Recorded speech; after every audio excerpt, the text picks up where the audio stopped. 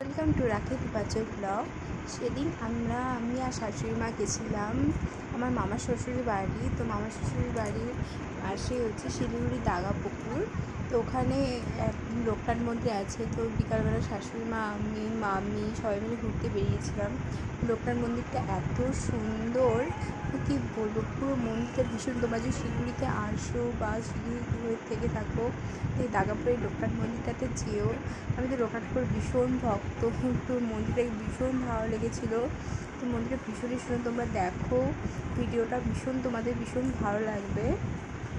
মন্দিরটা তো ভীষণ সুন্দর, লোকনাথ ঠাকুরটাকেও দেখতে পাচ্ছ।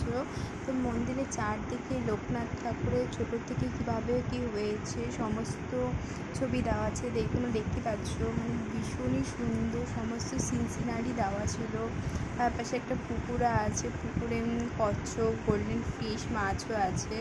মন্দিরের পাশে আরেকটা মিলন মন্দির নামে আছে, ওখানে রাধা গোবিন্দ আর অন্যান্য সব ঠাকুর আছে। তো মন্দিরটা এত ঠান্ডা, এত সুন্দর একটা জায়গা, ওখানে সারাদিন থাকলেও সময় কেটে যাবে বা বসে থাকলেও ভীষণই ভালো লাগবে। আমার তো ভীষণ ভালো লেগেছে।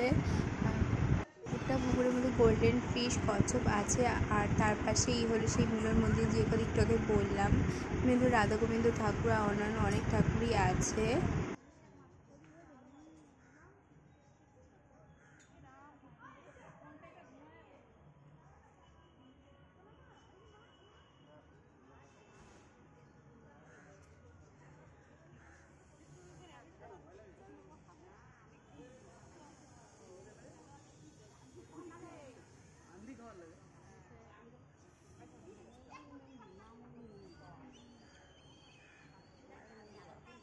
মিলন মন্দির,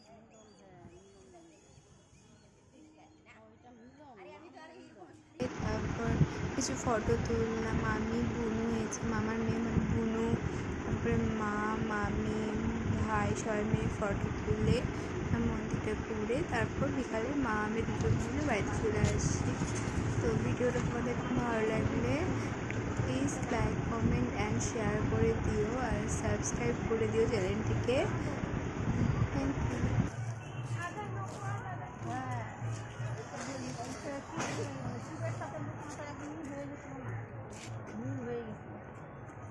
আদা শিবা মানুষ না।